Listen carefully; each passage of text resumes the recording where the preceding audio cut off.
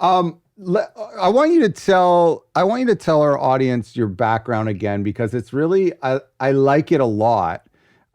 Because I always in this job when I interview record labels, I love hearing record label owners' backgrounds and like they're kind of their unique or their unfair advantage, like their unique passion within the broad scope of running a record label. So can you tell us like this like interesting like accounting record label marriage? I know you told us before, but I want to hear it again.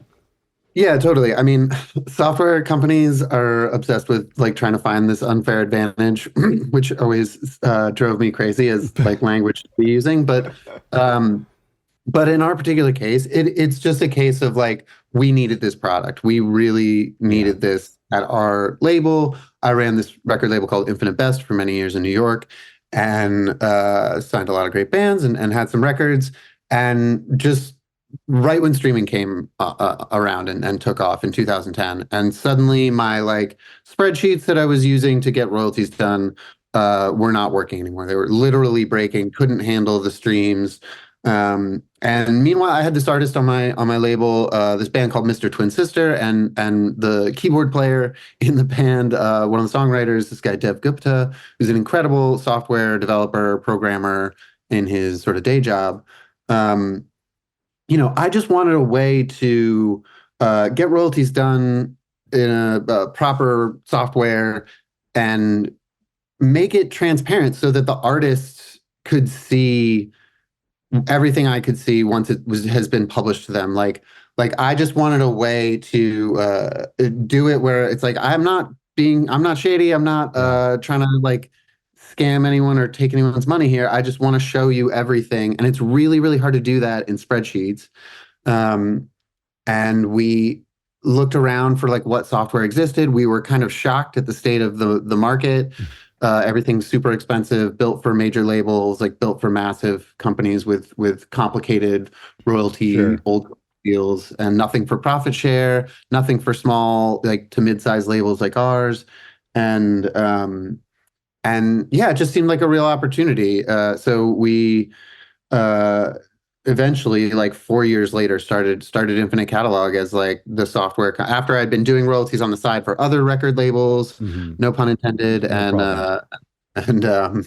and yeah, had a bunch of clients from day one for that reason. So we sort of built it for them as much as us, which was great because it was like a few different use cases Mm. and I mean, it was built. The long story short is a record label and an artist got together to build a royalty accounting platform that worked for both of them, worked for the record label side and worked for the artist side, because everyone gets into this business to try to help artists, That's and right. and That's right. we just felt like this was another way that we could do that. I didn't realize this the first time. I was talking, our stories are so similar. It's so cool because your record label name was Infinite Best, and then the company you started is called Infinite Catalog, and you were scratching your own itch. And just to make it about me for a second, like my record label was Other Songs, and I hit a wall, and I thought maybe I'll phone up some of these labels that I admire and see if they'll give me advice. Hence how the podcast got started, and I called it Other Record Labels off of my own record label, Other Songs. And so we have a little bit of a connection there. But there's something so cool about scratching your own itch and the fact that it's like, I want to be transparent. I want something that's super simple. I remember when I'm putting together my spreadsheets, and it's like, I just want the artist to see I'm doing this. Like, yes, the money is low or zero or negative, but like, I want them to know that like, these are the real numbers. Like I'm not fudging anything here. Like, I wish they could be right here with me. They're welcome to be right here with me. So anyway, Right, exactly. And I feel like that is the case for, 98% of record labels out there. Like I know very often there is a sort of bad rap between like sort of record labels and artists and finances and stuff. But honestly, I cannot tell you how much I've seen that is just a function of misaligned transparency in terms of like the record label's not doing anything weird, but it feels weird to the artist because it's so hard to be transparent when there's this much information, this much data. Royalty accounting is complicated. Even simple 50/50 deals can be complicated when you consider how many different income sources there are, and when expenses are hitting, and yeah, it's just a complicated thing. And if you have the right tool to do it, it makes it much simpler and at the same time more transparent, so that everyone can go back to doing the thing that they want to do, which is like releasing music and spreading the good word about artists that you care And about. is it not true that artists are defensive? Like they're predisposed to be defensive about this, or scared because of the record labels from the 80s and 90s, and then just how low the streaming numbers are. That I just feel like artists come in here really scared of being taken advantage of, because they probably are from a lot of the bigger companies. Yeah, I mean, I definitely agree with that. I would slightly push back on that they're being taken advantage of. I would say that it's a big old mess, and like no Yeah, one sure, really sure. knows what they're doing. Yeah, In a sad way. No offense yeah, to everyone out there, but very often the royalty accounting team is like one person in the corner using a very antiquated piece of software or doing it in spreadsheets, and there's no connection to the rest of the label. There's no ability to sort of inquire about their process, or have them check to make sure, like, oh, we added a new distributor. Make sure to tell the royalty accounting guy because those checks are coming in, but like often finance and royalty accounting interesting. aren't That's a good point. connected Yeah. directly.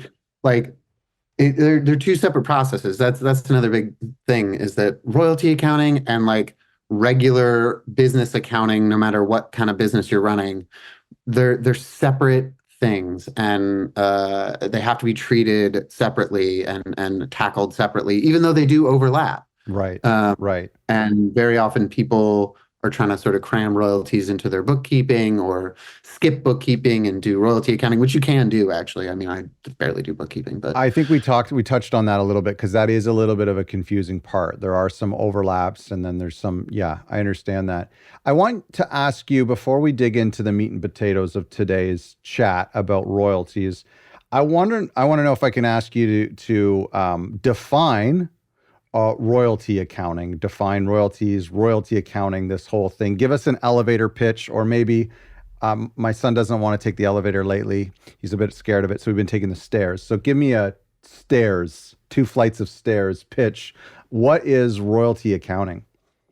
so it's a great question. The simplest version that I can think of, and I actually have it written down here, is the process of combining catalog income, expenses, advances, and contract terms into statements and payments. Wow.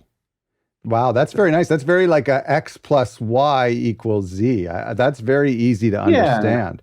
yeah, exactly. And to sort of expand on that a little bit, like, you're running a record label, you sign a band, maybe you give them an advance. So that's the first transaction. Then you start paying for studio time, or getting the music ready to be released, and those are expenses. And those are more transactions that you need to keep track of. Then you release it, and suddenly there's income flowing in. Hmm. And you need to keep track of all the income and then combine it with those expenses and that advance. And then also consider the contract terms, because if it's a 50-50 deal, you're going to split it up a different way than if it's an old school royalty-based deal where it's like, $2 a record, or whatever. Now, And yeah, and then get statements and payouts out of that. I love it. It's so simple to understand. Now, I royalty accounting, correct me if I'm wrong. Royalty accounting is super easy. I was just been in a coma for the past 30 years. And so I know that the only income source that a record label gets is $20 CDs from Right, right. traditional brick and mortar record stores. Is that still the case? I hate to inform, Tell me or my I'm CD collection excited is to. worth a lot of money. Yeah, no, I mean, if you've got them stored in a hyperbaric chamber, then perhaps. But no, the big change. I mean, the reason why Infinite Catalog didn't need to exist necessarily 20 years ago, and very much needs to exist now, is because of the explosion of different ways to earn income Mm. from music, which Sounds like a line to sell you like distribution services or something, Yeah. but that's not what I'm doing. I'm just trying to count all the money. Like it's Yeah. literally just okay. There's the streams, there's still downloads, there's still CD sales, there's definitely vinyl, and there's syncs and licensing and for samples and in movies and TV shows, and now you can get paid directly from things like TikTok Sound On and Right. when people are using your content in like UGC stuff. There's just tons and tons of stuff to keep track of Yeah. where you never just have like, okay, this is my one income source. This is my one distributor. And all I got to do is split up this one, source. Yeah. That's literally never true. It doesn't matter how small you are, because even if you're just doing a DistroKid release and you have a Bandcamp, or even forget the Bandcamp, if you're doing it like through one distributor, you still have expenses, you still have advances. You're not just splitting up income in a vacuum. Like, and in fact, we have an article on our blog about like splits tools are like so close yet so far, where Yeah. the distributors often have these like, oh, you can split up the money right from DistroKid. And that's great if you have no expenses and no advances, and you're not trying to like be a real business that invests in things and then recoups that investment and then pays it on net. Yeah.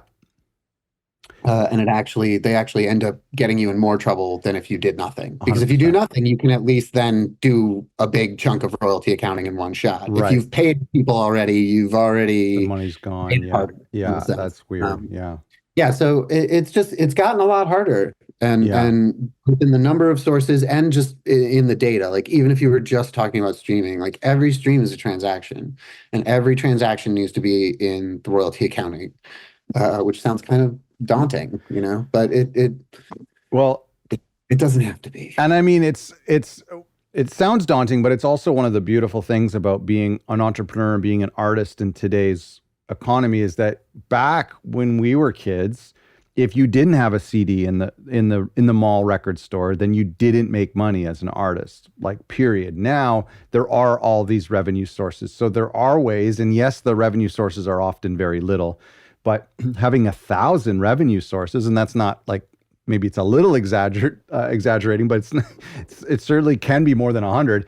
To have all of these bringing us in just a few dollars actually does add up. It definitely adds up. I mean, the music industry cracked 40 billion in that's right. 2022, the most recent year that they report, which is the biggest number it's ever been. Yeah. So the money is there. Obviously, it's getting sliced into smaller and smaller slices, and we're very aware of that. But like, there's plenty of money out there. I mean, Spotify does generate a ton of revenue for a ton of people, and if you can, regularly generate that revenue and then pay the people who are responsible for it, or alongside yourself are responsible for it, the artists that you're releasing on your record label, then you can keep doing more of it and keep, moving forward and adding to your catalog. And Yeah, that's great. Okay, let's look at for our listeners. Here's what we're going to do, just to make this a little bit easy for you to chew on. We're going to look at this scenario of record labels that don't currently have a solution for managing their royalties, which would be anybody who's getting started or thinking about getting started, or you're probably listening to this like sheepishly hiding in your hoodie, knowing that you're like still using the back of a napkin. And so let's look at the 4 reasons why not having a accounting solution or a process or a system in place is bad for you, and is bad for your artists and your creativity and your record label. So let's talk about this first one here. You're wasting time and money either on an outdated process or outdated tools. But the wasting time thing is the one that resonates with me the most, because, and I don't know if you talk about this, but because I know I'm going to waste time, I would procrastinate on it because I thought I have to open up all of these revenue sources. I have to go and remember when was the last time I exported that data. I'm just going to export all the data from the past 7 years and just hopefully get it right. And then I got to open these forms and then I would just end up procrastinating on it. Either way, I was wasting a lot of time. You want to speak to that? Yeah, definitely. I mean, we've identified that our number one like enemy is procrastination, but you're right to point to the source of that as being like the complicated nature of the process. It is a chore. It is a thing that you didn't sign up to That's right. do necessarily, but you have to do to keep going. You obviously have to pay your artists. So, um, yeah, I would say that not have it really well said. Like the procrastination part of it is such a huge thing that you can overcome, or rather that's holding you back if you haven't like put the effort in to sort out your process and make it repeatable and make it something that you know exactly what you're going to do when you open up that part of your brain and dig into doing it every quarter or every 6 months or however often you do it.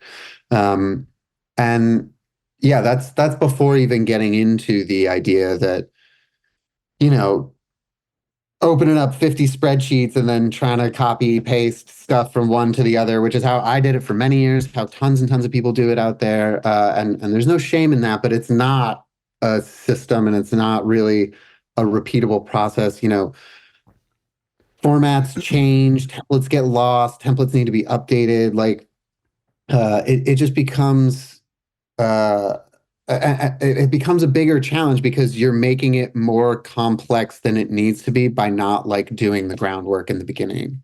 And spreadsheets are so amazing, but they're not databases. And if you're doing things in spreadsheets, like it just it becomes hard to see the big picture and the changing balance over time.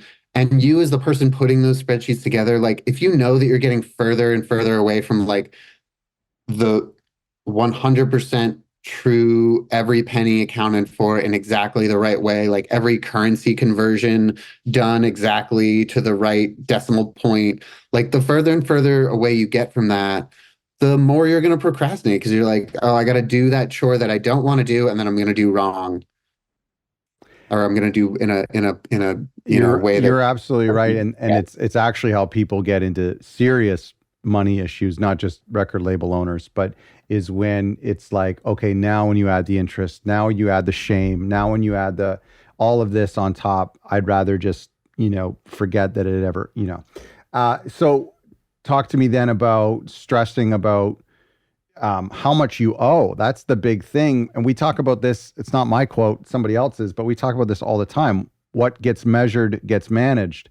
And I often find that when you sit down and crunch those numbers, even though it might be difficult if you're catching up for an entire year or more, you actually go, oh, okay, I can handle this. We can manage this. It's not so bad. Or maybe it is tough, but it's just important for you to know how much you owe. Yeah, exactly. I like that's a perfect sort of transition as well because we notice very much that people procrastinate doing royalties, and then when they dig in and they actually start doing it, they're like, "Oh, this is going to take like 2 hours. This is not such a huge Yes, that's right. problem." It's the procrastination. It's that's like making it worse and making it feel so much worse than it actually would be if I just sat down and did it. Um, and then that is compounded by the stress about knowing that you owe people money and not knowing what those amounts are. I mean, that's the number one reason people use our software and our services. They don't want to stress about that anymore. And even if you have a good system and you're doing it in spreadsheets, that means you're doing it 2 to 4 times a year. And if you only know the actual cash flow state of your business 2 or 4 days a year, like it's going to be really hard to like confidently grow your business in a way that you feel good about, the artists feel good about. Like the stress of not knowing what you owe people is just, yeah, another thing that we find holds people back when they don't have a good process, when they don't have a system, when they're just doing this sort of like whenever someone bangs on their door and asks them for money. Um, and everyone that we talk to wants to pay people what they owe them. It's that struggle of just not knowing that makes it worse. And so that we find is a huge piece, is like the stress about not knowing the cash flow and like not knowing if I can repress this record or sign this new band, because I know I owe people money. And so how can I like repress that hot record that needs to get repressed, but like I'm not going to see that money for 6 months. I don't know if I can definitely bank on it. Yeah. Like there's a lot of cash flow stuff to keep in your head when you're running a record label, as I'm very happy to tell you. But doing regular royalty accounting, 4 times a year, hopefully. But the way our system works, it's like you just update it monthly. You don't have to do you don't have to do statements every month, but just dumping in all the data every month shows you exactly what you owe people as you go. You don't have to pay them, every single month. We recommend quarterly, but and it goes back having to that picture, yeah. It goes back to that transparency we were talking about at the beginning. You just can't be transparent with an outdated system. I remember I was working with this artist and we didn't know each other very well. We didn't meet in real life. And so he didn't trust me as much as like some of my friends who were on the label trusted me. And he wanted to kind of go into our digital distributor to like look at the accounting to make sure that it matches. But there was no way I could do that without him seeing everybody else's numbers, And so it was just like a hairy situation. Because, and the spreadsheet thing, I mean, for a long time I was using spreadsheets that I would then email, and then I upgraded to Google Sheets that were at least they could look at live, but even then they would have to remember to find that link and watch it. So there's so much, we really miss out on the opportunity to be transparent. Yeah, and I don't want to just sell my thing here necessarily. Go ahead. Well, yeah, but like, Fine. there's other solutions. Some of them work better for different scenarios, for sure. But one thing that we do better than anyone, I'm very proud to say, is the transparency aspect, because artists actually get an account. They get a login. They can access it whenever. And whenever you publish new statements, it also publishes the underlying data that goes into those statements. So any number that they're seeing on a statement, they can be like, what's that number? How did we get to that number? And they can click it and see exactly how you get to that number, every single transaction that goes into it. And then they can slice and dice that. They can do reporting. They can do analytics based on that. And it just completely changes the dynamic between the artist and the label, where it's like, yeah, here's everything. And you as the label are now the provider of that transparency. If they were just an artist self-releasing, would they have this system? Would they be, putting all of this into such an easy, digestible platform themselves? Probably not. So now you have added value as a record label, just by doing something that you had to do anyway. Well, and then it's like, I'm sure we'll talk about this later on, but I mean, there's this idea of the what gets measured gets managed. When you break that down, you say, oh my gosh, like 60% is coming from this one source. Let's spend more time. Let's create more content. Let's focus more on that source. Or that's doing fine. Let's focus on the ones that are lagging behind. Yeah, definitely. I mean, analytics are great. People don't really like to pay for them, and they don't necessarily need to. I mean, there's tools like Chartmetric was super cool, but or just seeing Spotify for artists, or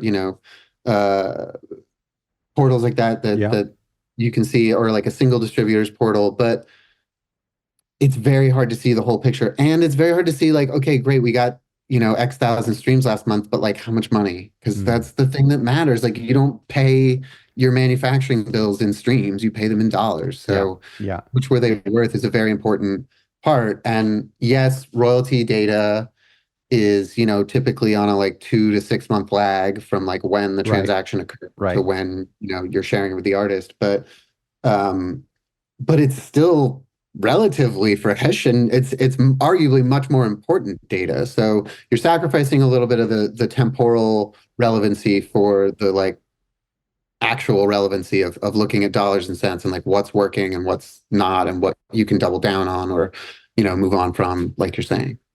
Just to go back to what you were saying about the breakdown and inside of Infinite Catalog, we did a couple years ago, I think now we did a little walkthrough, and you can watch it for our listeners and our viewers. You can watch it on YouTube. You can check it out at otherrecordlabels.com/royalties, where we have like Hunter walks us through actually seeing what we're talking about today. So if you want to pause and check that out or watch it after, it is kind of cool to see it in action. It's colorful and it's pretty, which is nice.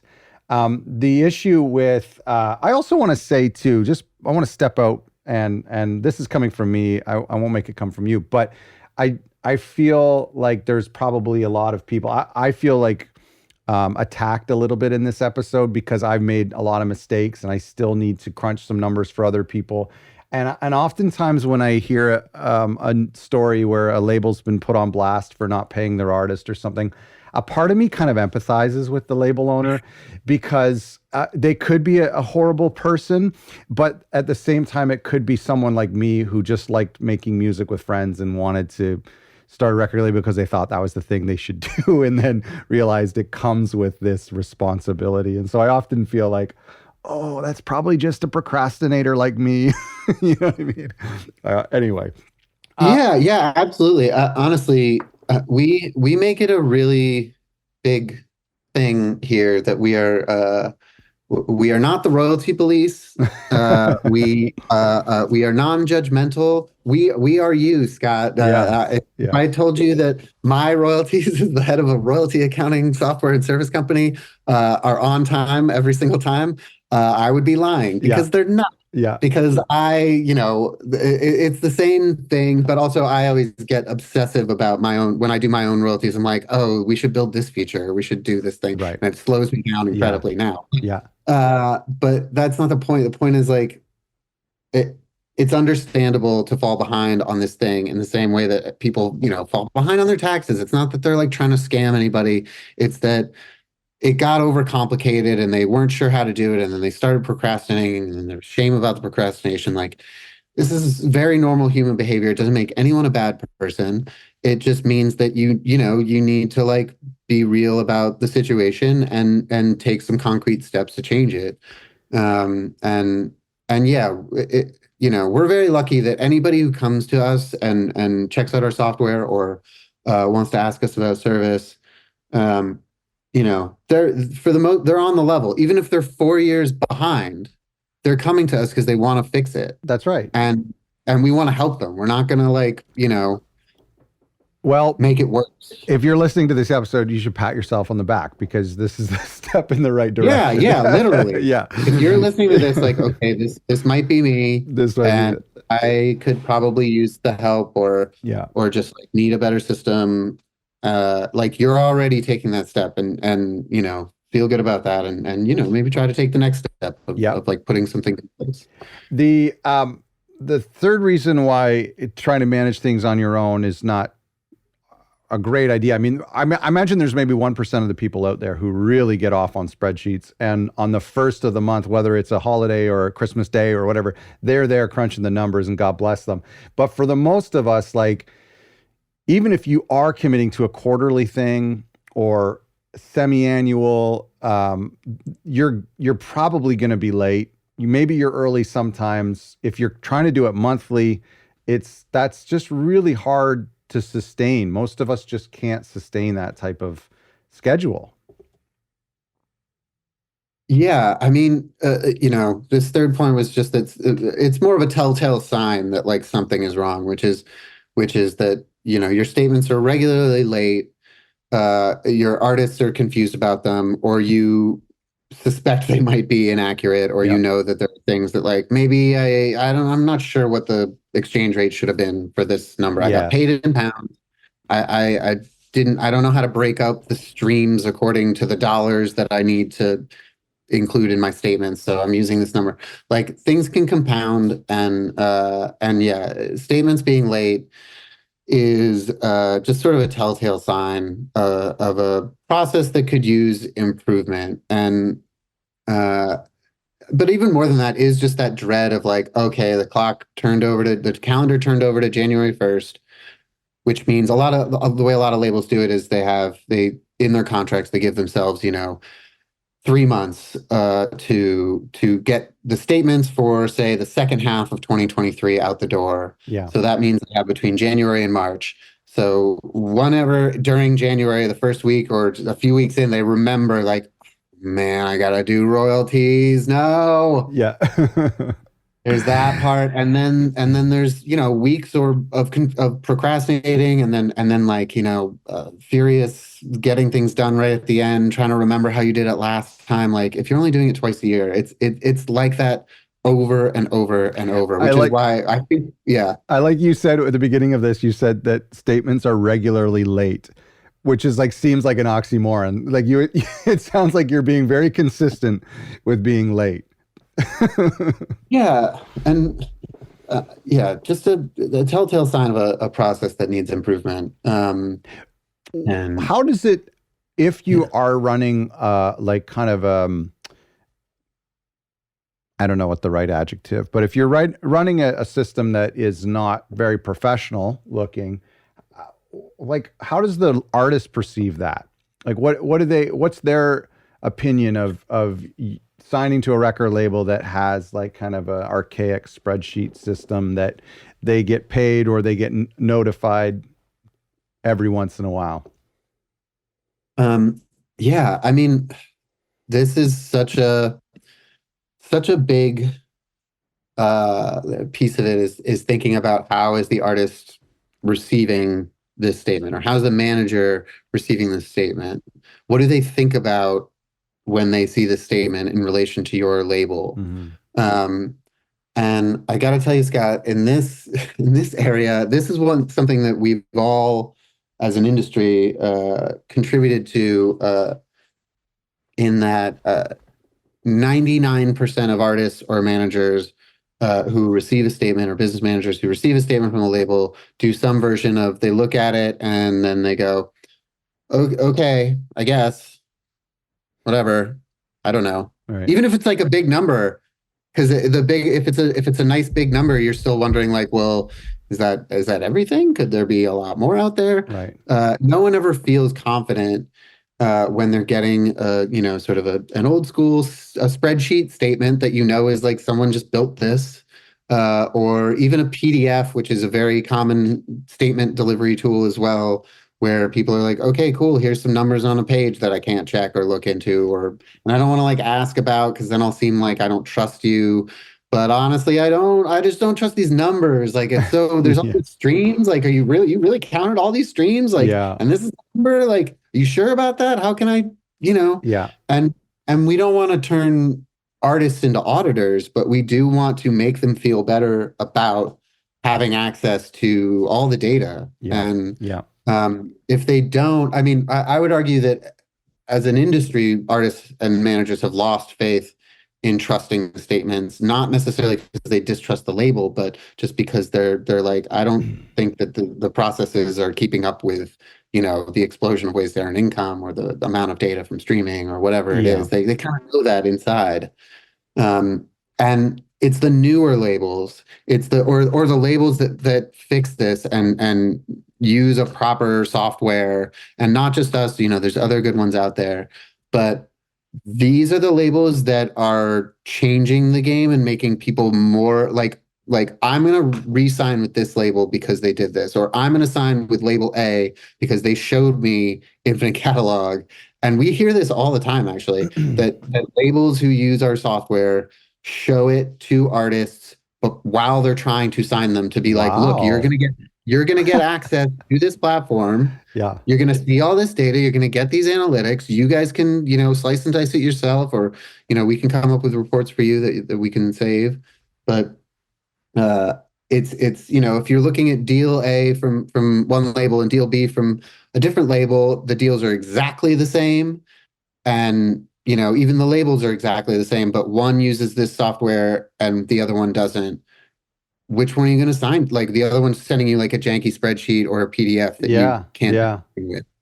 Which one are you going to sign to? You're going to sign with the label that's giving you the access to your own data. Like yeah. we're a big proponent of like streams and royalty data and expense data. That's the artist's data too. It's not just your Great data, point. record label. It's their data too. And it's not in your contract that you have to share all that data necessarily, but you're going to do a lot better as a label if you do. And your artists are going to trust you more. They're going to want to work with you more. I think artists and people in general are getting more used to expecting analytics. They're just more used to analytics in their day-to-day life, and going to an app on their phone or a website and taking a look at numbers, even if they're just round numbers and they're just presented in a simplified, pretty way. I mean, I probably have 5 to 6 apps I open every morning, and I scroll to refresh, and I look at numbers, numbers, numbers. And I think a lot of artists I've worked with are kind of becoming sophisticated, and they spend half their day in Spotify for Artists and trying to figure out which songs they should do more of, like which types of songs they should do more of, for better or for worse. And so it's so cool that you said that it's artists' data, not just the label's data. That's really important for labels to acknowledge. Yeah, and like I also want to make clear, like we know from our own website traffic usage or the software platform traffic that like artists aren't in there checking their analytics that often and like doing reports and like using it to make inferences about what they should do Okay. next. I want to be very clear about that, but it doesn't matter because they have the access. All you want is the ability to do Mm, that. mm, I don't want, I'm an artist. I don't want to be doing analytics, yeah. more than I have to, or like double checking your work or anything like that. Like, we're not saying that that's what you're like unlocking. I mean, you are unlocking analytics for artists. Like that is when you use Infinite Catalog, that is definitely what you're doing. Whether they're going to use it or not, irrelevant because it's about knowing that they can, knowing that the data is there, knowing that if they, you know, the license in your deal expires and they're going to re-sign with someone 10 years later, they will have the ability to or sell their catalog. They will be able to pull a report, pull a file, and get a valuation, do that deal to sell their catalog or part of their catalog in the snap of a finger because it's all right there. It's not like, okay, I have to go and sew together 10 years of spreadsheet statements that have changed 5 times and don't include any data. So no one's going to trust this. So I'm not going to be able to sell it. Yes. I'm just selling it on what it's done in the last 2 years on streaming. That's it. That's great. That's great. Yeah, that's a good point. I never thought about that.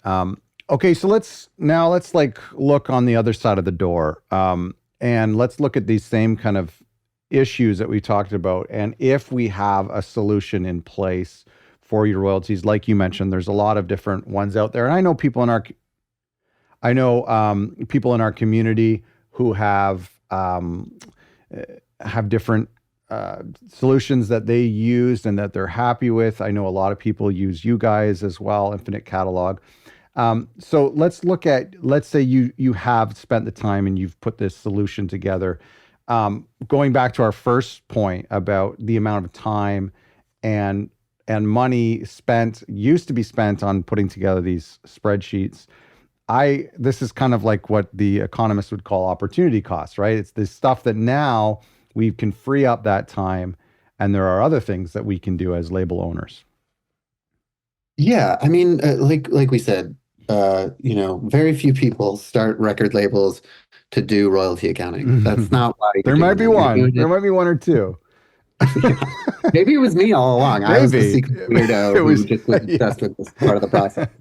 But yeah, that time that you are spending both procrastinating and stressing about royalties, as well as literally doing it, Yeah.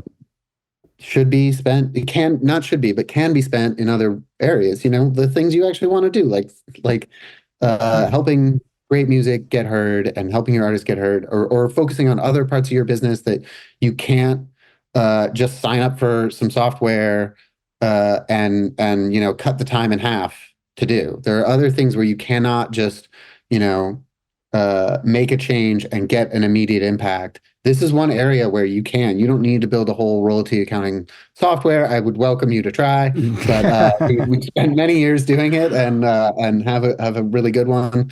And you can just use that one and go back to being a record label and focus on other things. And But yeah, the opportunity costs that you're incurring by not doing that are they're real and they add up. I I had to consider whether or not I wanted to do a repress of a record I just ran out of, and I got a quote from our manufacturing plant for the repress. And then I thought to myself, well, why don't I go and look at the sales over the past year of that vinyl and add it all up and see what the profit was. Maybe the profit's already paid for this repress. If I do sell this repress, it'll be slower over the next couple of years. Does it make sense? So tell me, how would you, using a system or maybe using Infinite Catalog, how would you inform yourself as a label owner whether it was, smart to invest in vinyl or in doing a repress or something? How does it kind of inform what you're going to invest in or manufacture with your label? Yeah, I would just say that if you do use a software, because you can't, it's really, really hard to do this in spreadsheets over time.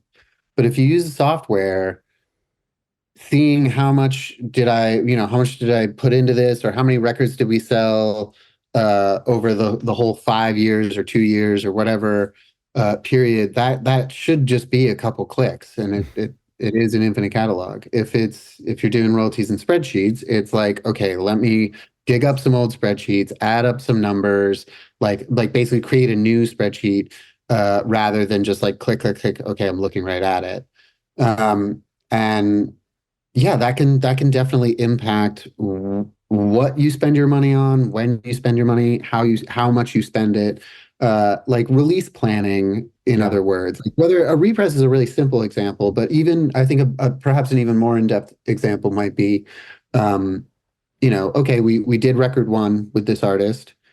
Now we're doing record two. Yeah. What's the budget? What do we plan for? What do we spend? What are we spending? How much? When? On what? If you have, if you did a budget the first time around, good for you.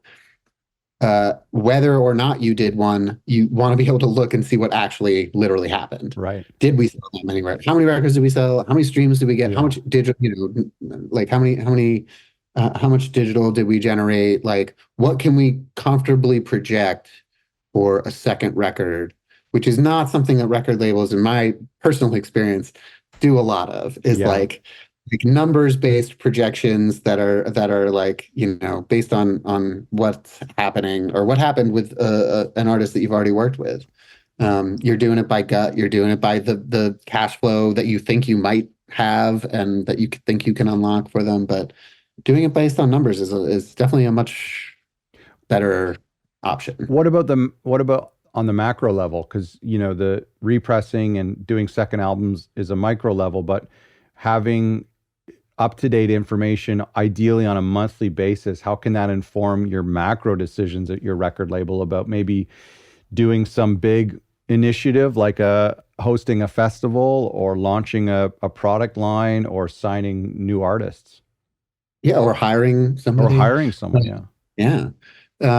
I mean, that's huge. That should be informed just as much by your sort of bookkeeping and your overall business situation as your royalties. But if you aren't doing your royalties regularly, if you aren't updating things monthly or at least quarterly, there's a big empty space in your P&L, in your bookkeeping of like what you're going to owe royalties in, at the end of the current period.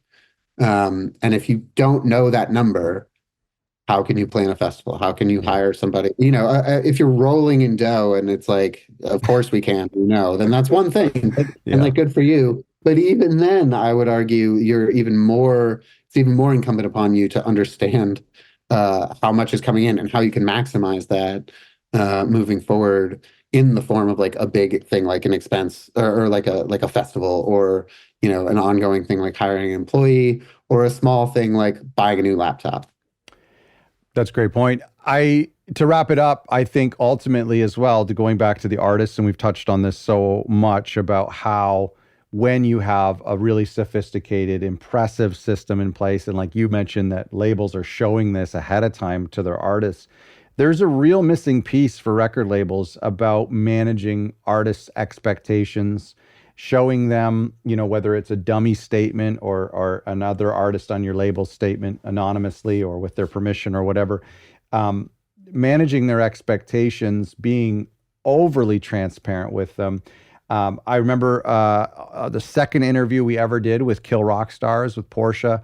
She told me something that they're proud of is like they send a royalty statement every single month or quarter or whenever it is, even if it's $0. It's, it comes in the mail, not a check for $0, and I think even though that might be depressing for some artists, it's better than nothing. I would much prefer to get a statement that says zero, knowing that my label is got their act together.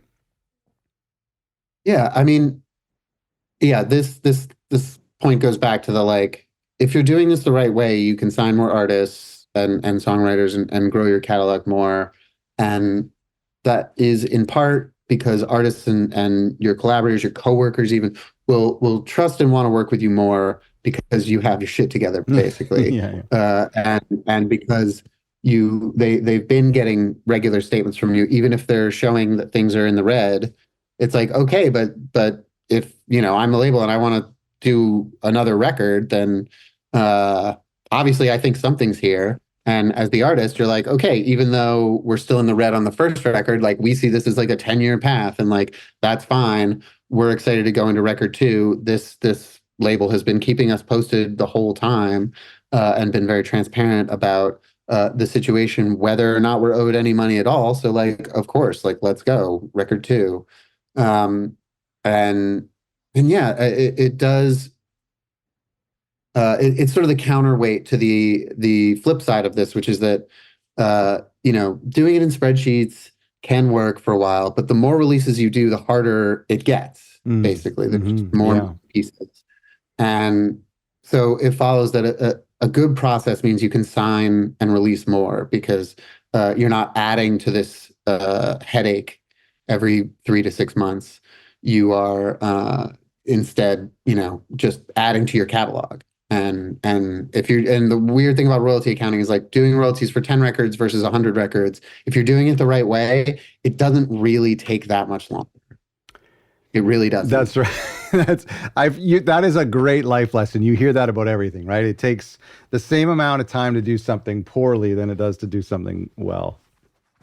Yeah, Brutal. And yeah, that just means people will trust me more, and you can put out more records and grow your catalog faster and better, and it just makes everything better because it's such a foundational, fundamental piece. And 10 years ago there weren't a lot of options for record labels like yours or mine, but now there are. And people should be taking advantage of them. Artists are taking advantage of them. I mean, well, okay, this is great. While this advice is evergreen year round, we're recording this in the first week of January, and we're going to release it in the first week of January. And so there is a bit of a kind of a New Year's resolution. This is a good time. I mean, it's not everybody has restarts in January 1, but it certainly is a good time to kind of get your act together as a record label. And for a lot of us, I certainly do, like after the holidays, stepping on the scale and realizing you've gotten used to having dessert for all 3 meals every day over the holidays. And so like you have this feeling of like, all right, let's start new, let's start fresh. But the biggest issue with that is we all agree we looked at the pros and cons. We all agree that the second half of this conversation is the better way to do things. But then it's like, but where do I start? And so let's talk real quick, just as a wrap up, like what should a record label do if they're like, okay, I want to graduate from simple sheets, and I do, maybe they're a listener who has is somebody we talked about at the very beginning who has procrastinated for so long and really don't know where to begin. So what kind of advice do you have with someone who agrees with this conversation, say, okay, I need to get my stuff in order, but like, where do you start? Yeah, I'm going to take the bait here, Scott, and do something which I don't often do, which is just say, just go sign up for Infinite Catalog. That's the easiest thing you can do. It's the best way to get started. And we are running our annual Q1 special where there is a big discount in January, February, and March, because we do recognize we get a lot of influx this time of Like a year. gym. It's very like taxes kind of way Yeah. of people being like, okay, this is the year that I get my royalty accounting situation sorted out. Because I know it's bad. I don't need to listen to the whole podcast to know that it's bad. And what should I do? You should go sign up for Infinite Catalog because we're great and I'm very proud of what we've built. Stepping back from that, widening out from that, because there are other solutions, there are other things. We're not the only fish in the sea. We have worked on, and we're probably going to publish this guide of like how to choose and upgrade your royalty accounting system, whether it's to us or somebody else. And this works great even if you're like dead set on Infinite Catalog. This is honestly a great way to get started. You're going to be done with onboarding in a snap. But we built it in such a way so that if you wanted to try out other things, these are very basic, like lists to put together, like things to pull together from your catalog that you should do while you're doing that sort of research phase, trying stuff out phase. And we're going to publish this guide, and I'm sure we'll link to it somewhere. But the first thing to do is just list all your catalog's data sources. Who are your distributors? What web store? Is it just Bandcamp, or do you have like a Shopify as well? Like all of that needs to get tracked. And rights organizations like Sound Exchange. There's almost every label has like 3 to 5, and many bigger labels have like 20, 30. But it's usually, a couple. You probably know what they are off the top of your head, but you'll probably remember something while putting this list. Like, oh yeah, I do have a Song Trust where I do like for like that one person when I tried to do publishing or wanted to try to. We get that a lot during onboarding. People are like, oh, yeah, I do have another source. So the first step would just be can I just interject? Like, how weird did these get? Are these all official statements you can download? But what about like people who donate to your record label or making cash at live shows? Well, boy, I don't know how to quantify donating to your record label. I suppose that would just be that wouldn't be royalty bearing, but I guess you could split it up amongst the catalog. Yeah. Okay. That would be sure. Yeah. That's a source. Anytime anywhere your catalog regularly receives income from. Okay. That's a source. There you go. That's it. Yeah. Cash it shows. I mean, we do differentiate between what we call data sources, where it is like, oh, my distributor, I log in, I download a CSV file that's got my, the last month or the last, however long. Yeah. Or Bandcamp is like that. Those are great. Those are data sources because you can just Infinite Catalog anyway. You can just drag and drop those files right in, and it all uploads, and you don't have to touch the file or open it or do anything. But then, of course, there are also other stuff that's not in a data source, like, expenses for the most part are not in a data source, like a distributor, and things like advances and, cash at shows, like merch sales at shows and stuff. We have an additional template, ironically enough, called the additionals doc, which is for all the transactions that happen in addition to the bulk of the stuff that comes from your distributor and your web store. And like those are always going to be like the bulk of it, but then there's always additional stuff. And with Infinite Catalog, you can either just enter in a transaction manually one at a time, which is totally fine. Or we have what we call the additionals doc, which is just a spreadsheet where you put it all, as you go through the quarter or through the, semi-annual period, and then you can upload it in one shot at the end. But yeah, just write down your sources. Okay, That's step that's one, simple. you know, the actual sources that you get regularly every month, because those are always your digital sources, Yeah. and your main physical distribution sources. Okay. And what? Yeah. And then what? And then, so, and then we really, it can be so much better figuring all this out and getting set up and trying out new systems if you have your contracts, pays, and splits in one doc. Oh, So, okay. so your record deals, that's what most people think of as the contract, the text, the PDF, the written thing that you sign with ink. But in royalty accounting, a contract can be as simple as a payee and a profit share split. Okay. My band 50%, this record. And yeah, that payee and that split gets attached to a record. So just writing out all of your record deals in a way that's like a structured, just like a spreadsheet where it's like this payee, this is the split, this is the record. This next payee, this split, this record. And so there Just could be the all same of that. payee for multiple records, right?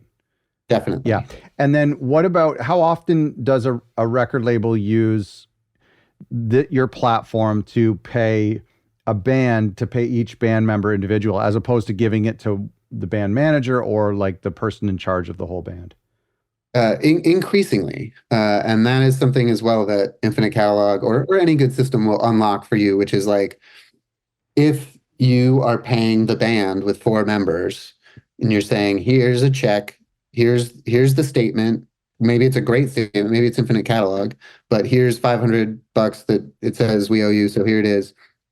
What you're actually doing is giving the band an accounting problem, which is now you split up that for 500. Yeah. And maybe that often actually that's how it should be, because they are going to want to incorporate that into their, overhead Sure. and like how Yeah. they break up money, whatever. But if they're like, no, can you split this up for us 4 ways? Just split it 4 ways. Yeah. Simple. If you're doing it in spreadsheets, you're going to say, no, that's 4 times as many spreadsheets. Yeah. Right. But if you are using a good software, you can just do, 50 divided by 4, and that's the new split. And then everyone gets a statement generated automatically, identically to each other if, they're all in the same contracts. Yeah. Yeah. And that can be very, very helpful to the band and be another like value add that you as the record label are providing for that band. Like, sure, maybe we were thinking about self-releasing for the next record, but you know what? Our label, like they actually split it up. They split up the money for us, and that's super valuable. So maybe for that reason alone, we're gonna like consider re-signing with the band, with the label instead of release. Well, that's easy to put together. So we have the sources of income, and then where the royalties should go, like, and the splits and the amount. Is that it? No. Well, the third thing is your starting balances and like where are you picking up from? Okay. Right. So if you're a brand new record label and you've never put together a royalty statement, you can skip this step because you're starting at zero. Sure. But otherwise, you're going to need your starting balances, which are the negative or unrecouped balances that you're going to pick up from, or even the positive yet to be paid balances that you haven't paid out yet. Maybe it was just like $1 and you're like, oh, I'm just going to roll it over the next one. But yeah, just going through your existing statements like the last round you did, and just putting all of those balances into, again, one place, one spreadsheet. We have a template that you can use. That's just like, okay, we're picking up where we left off for these balances, these payees, and these records. And then we work backwards from that to tie, okay, here's the starting balances. Here's all your income sources and all the expenses from the additionals and stuff. Here's all the splits. We're very, very close to new statements. It's honestly shocking, like how much of the work is in the setup. But honestly, the setup's not even really that much work. It's just it's annoying. It's a it's a struggle to like get yourself to do these things and be like, Yeah. oh, I'm going to take these numbers from this spreadsheet and put it into a fresh spreadsheet. That is that really going to help me? Yes, it is going to help you so much. You're going to feel so much better after you do it. Yeah. And again, the easiest thing you can do is just start sign up for Infinite Catalog. We're great. Yeah. The second easiest thing you can do is when we post these templates or even just from what we've described here, just set up these three docs, your income sources, your splits and payees, and then your starting balances. And you'll be able to try out different systems very in depth without a lot of effort because you're working from this baseline of like, I have all this information organized and now I can try it here, I can try it there, I can try it there. When you're And getting your starting balances and like going back to sources, we weren't really getting any numbers from those sources. We were just listing where that money comes in, correct? So exactly. then for starting balances, I would start to get a little stressed out. Are we doing anything historical or we're just saying no from the last point and we're starting from today and Infinite Catalog or wherever we sign up for maybe won't have the data from the past couple of years? Is that true? Yeah, that is true. There's two ways to go, and there's no right or wrong answer here. Um, but we often get folks who so if you have done all of your the statements that you should be doing, you've been doing them all, they're all up to the same date, then that's very easy to just start fresh from those balances. You don't need to Yeah. bring in all the old data. Okay. If you've only been like doing the one or two people that you owe money and you've gotten really behind on the other people who you're pretty sure you don't owe money, but you also have no idea what their balance is Yeah. and they definitely don't know. Yeah. And you're like, well, why am I going to do all this work to show you how much money we lost? It's like, because that's your job as a Yeah. Yeah. record label. Yeah. You have to do that.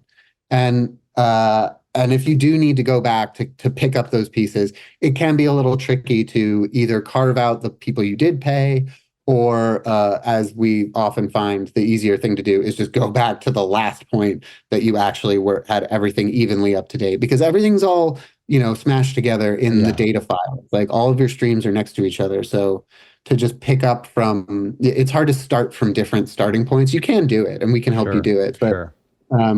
but we very often suggest starting fresh from your last starting balances, or going back to the last point at which all of your balances were updated together. You can definitely ingest historical data into Infinite Catalog. We are happy to help folks do that, and we offer discounts on historical data, basically. But yeah, you don't need to do that. It's always a judgment call. Like if your label is 18 months old and you've done one round of statements or two rounds of statements, yeah, maybe just go back and start over, because Yeah. it won't take any longer than doing just the last six Oh, months. It will good take point. that same amount of That's a time. smart idea. And then you'll have all the data in one place for Yeah. once. Yeah. And Yeah. then moving forward. If your label is 18 years old, maybe leave that Yeah. where it was Yeah. and Yeah. and start fresh from your last round of statements. Oh, that's a And great you, idea because I think there'll be people listening to this who could be 6 months, 18 months, 1 month, and yeah, maybe just kind of hopefully you'll still come to the same number if your math was right. So it doesn't hurt to kind of go back 6 months or 3 months when you officially started, drop all that. In that case, you don't even really need a starting balance, right? yeah, no, you're starting at Mhm. zero, which Yeah. is so easy. Yeah. Yeah. I love that. Okay. This has been a lot, and I don't want to give our people too much or they'll start to get confused, but this has been really helpful. We're going to link below for more information about Infinite Catalog. I know that so many people in our community are familiar with you guys. We've been talking about you and we've been friends for a long time. But we'll link below, and some of the resources that you've mentioned, we'll try to link those as well. Otherwise, infinitecatalog.com. And then we have our previous interviews and our walkthroughs at otherrecordlabels.com/royalties. But also our Facebook community is pretty active with Infinite Catalog members too. So it's probably a good idea to post in there and to ask for some advice. And I think the big message here is, especially if you're listening to this in the new year, is not to be afraid, just to reset and to know that there's a lot of people in the same boat as you, and just to kind of eat that frog and get it done. And then another quote I live by is, easy choices, hard life, hard choices, easy life.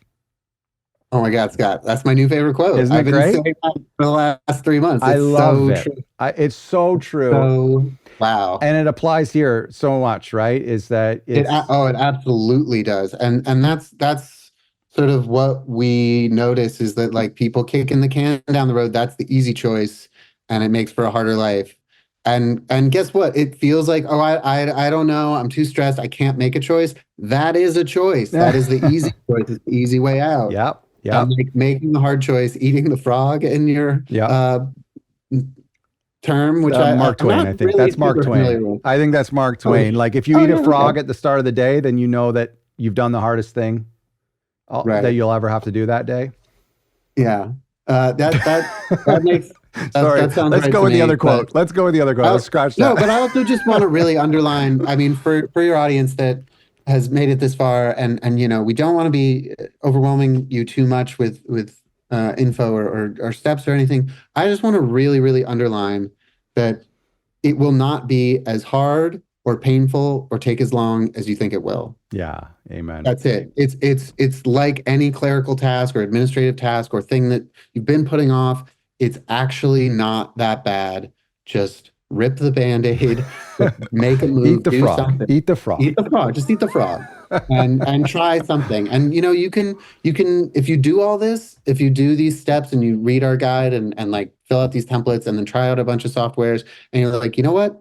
Actually, my system's not that bad. I'm going to stick with it. Sure. Great. You can cross this off as a thing you don't have to think about anymore. Yeah. You can, you know, the next time I show up on this podcast, you can skip it and be like, no, I did all that, and now it's not something I have to worry about anymore. I've tried Infinite Catalog. It's fine, but it's not. I don't need it, so I don't use it. Then you know. But if you haven't tried it yet, if you haven't done this, if you haven't really like taken the time to make sure that your process is as good as it can be, then you'll always be wondering, you'll always be thinking about it. And yeah, this is just a way for you to worry less and stress less. And most of the time you're going to have a much better system on the other side of it. So it won't take as long as you think. It won't be as painful as you think. Just, you know. Great advice, as always. He was just joking, folks. Please do not skip an episode ever. Oh yeah, sorry. No, of course. Come on. Especially not one of mine. Yeah. Thank you so much for taking the time to do this. It is so helpful for people. I know that this is in the top 3 questions that people have when thinking about starting a record label. A lot of people get intimidated by this question before they've even started a label, let alone when they have started to receive income and they're falling behind. So great advice. I won't talk too much more because what you just said is what I want to leave people with. So thanks for doing this. Yeah, my pleasure, Scott. Thanks for having me. And, you know, thanks for all that you're doing. The other record labels community, we're such big fans, and yeah, looking forward to the next podcast episode, which I do listen to.